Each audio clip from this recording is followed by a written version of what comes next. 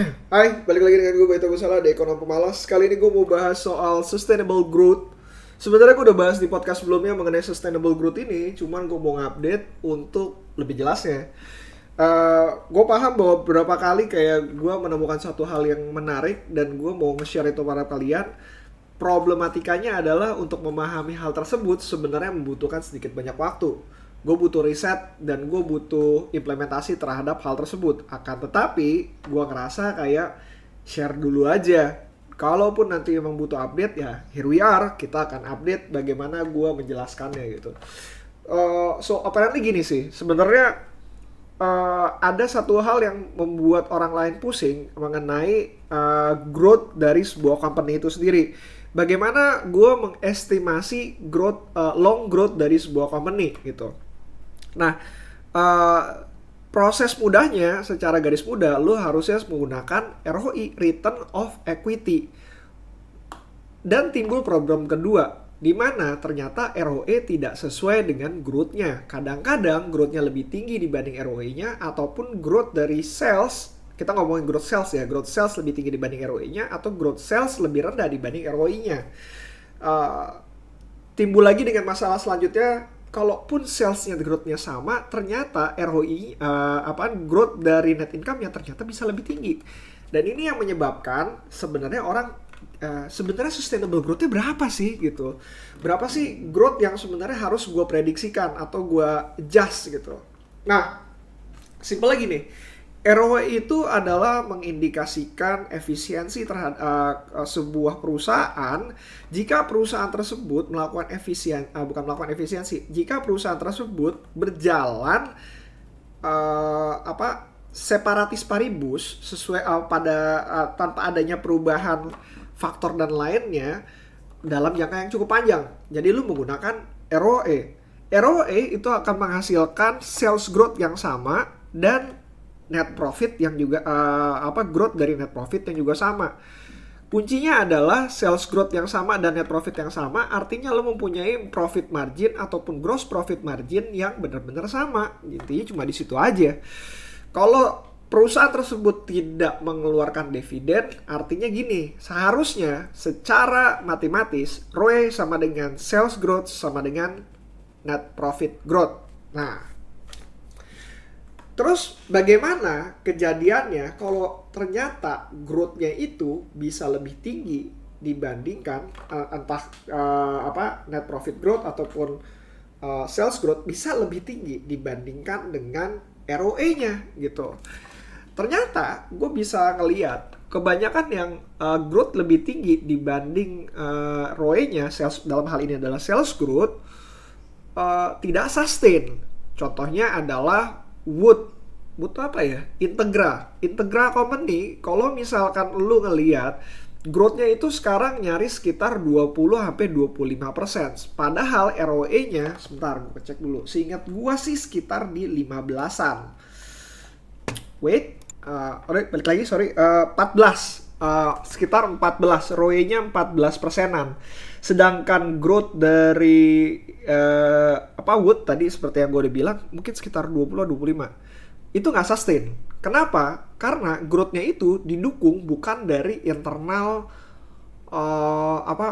cash flow, tapi melainkan dari external cash flow, yaitu adalah hutang. Growth yang bisa lebih tinggi dibanding ROE artinya lo harus menggunakan hutang. Itu yang pertama. Yang kedua, lo bisa mengalami ROE yang lebih tinggi ROE yang lebih rendah dibanding sales growth lo atau dibanding net profit growth lo kalau terjadi yang namanya efisiensi. Nah, efisiensi sendiri artinya kalau misalkan gross profit lo nambah akibat dari misalkan perusahaan tersebut melakukan ekspansi sehingga mendapatkan yang namanya economic of scale sehingga dia bisa memproduksi barang jauh lebih murah. Atau misalkan sebuah perusahaan karena menggunakan machinery yang bagus akhirnya dia mendapatkan profitability yang lebih baik lagi gitu. Nah, kalau misalkan hal tersebut terjadi, maka net profit growth lu itu bisa lebih gede dibanding ROE lu gitu, ROE lu. Dan lu mesti ngecek apa yang menjadi alasan bahwa perusahaan ini lebih tinggi growth-nya dibandingkan ROE tersebut, dan bisa berapa lama dia bakalan sustain. Untuk sebuah perusahaan yang mengandalkan hutang untuk growth-nya, lo mesti ngecek bagaimana dengan DER-nya. Sejauh mana mereka bisa men-stretch dari DER-nya tersebut. Kalau mereka bisa men-stretch-nya baik, ya udah berarti baik juga. Bagaimana lalu berikutnya lagi adalah bagaimana dengan cash flow-nya, bagaimana dengan cash flow from operations-nya. Apakah ternyata cash flow from operation-nya malah menjadi lebih rendah?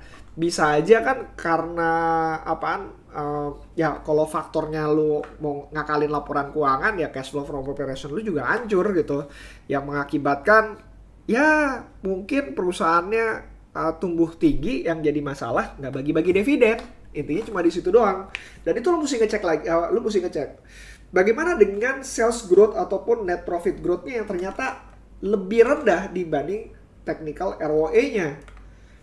Yang pertama yang lu mesti ngecek adalah apakah perusahaan tersebut membagikan dividen. Karena secara teknis ROE yang dikurangin sama dividen itu adalah dividen yield ya, dikurangin sama dividen yield itu adalah ROE yang sesungguhnya. Karena kan lu menghasilkan uang dan lu reinvest kembali kepada perusahaan tersebut. Kalau misalkan lu menghasilkan 30%, lu investasikan pada perusahaan tersebut, ya lu akan menghasilkan 30% lagi di kedepannya gitu kan. Kalau misalkan lu 30%-nya ternyata 10%-nya dikeluarkan dalam bentuk dividen, artinya sebenarnya perusahaan lu hanya tumbuh 20% aja. Dan itulah secara teknikal bahwa ROE tersebut sustainable growth kenapa dihitung dari ROE dikurangin dividen yield. Intinya seperti itu. Bisa dan sangat bisa terjadi apalagi kalau perusahaan tersebut mengeluarkan dividen gitu. Lu bisa cek Unilever ROE-nya 100%, tapi growth-nya kenapa cuma sekian persen doang. Mungkin kayak 5-6% gitu. Kadang-kadang pernah lah hampir belasan persen juga pernah. Tapi lu mesti ngecek kenapa itu bisa terjadi. Karena ROE yang tinggi tersebut ternyata hampir 100% dibagikan untuk dividen. Sehingga uang yang direinvestasikan kembali ke perusahaan tersebut sebenarnya jauh lebih kecil. Dan itulah sebenarnya technical growth dari perusahaan tersebut. Gak perlu dihabis pikir lu bakalan ngeliat ROE itu hampir gak akan sama. Minimal kayak menyamai lah. Karena ROE itu kan sebenarnya dihitung dari ekuitas pada akhir periode. Kalau dia dibagi-bagi dividen ekuitasnya lebih minim, ROE-nya tentu lebih besar. Karena kan ROE itu adalah return on equity. Equity di bawah, kalau equity-nya lebih kecil ya berarti ROE-nya lebih besar. Kok kacau banget gue. Kalau misalkan mereka habis nambah modal atau rate issue dan segala macam, ROE-nya pasti lebih kecil juga. Nah, lu adjustment lah dari situ. Atau lu menggunakan rata-rata. Tapi buat gue males sih. Gue akan jauh lebih baik menggunakan measurement yang dikatakan oleh Ray Dalio adalah this is not a rocket science. Lu cuma butuh measurement yang ya kira-kira pas lah. Jadi kalau misalkan gue ditanya 5 kali 8 berapa? Ya, nggak, itu kecepatan gue 40. Kali berapa ya? 15 kali 7. 95 gitu. Ternyata kalau misalkan dihitung 7 kali 1, 7 tambah 35 berarti 105. Nah, miss 10 lah. That's it adalah gue bilang, ya nggak buruk-buruk amat lah prediksinya. Disitulah gue bermain, karena lu butuh mengambil keputusan secara cepat. Lu nggak butuh prediksi yang benar-benar tepat, karena lagi-lagi bukan lu yang jalanin perusahaannya. Lu butuh humbleness bahwa lu bisa salah. Dan itu yang karena hal tersebutlah lu membutuhkan yang namanya margin of safety. Ya, lu bisa salah hitung, lu bisa salah prediksi dan segala macam. Margin of safety, ya terserah suka-suka lu. Warren Buffett bilang 30%, bukan berarti lu harus 30% juga gitu. Mungkin buat lu yang konservatif 60% jauh lebih bagus, ya udah, it's okay gitu.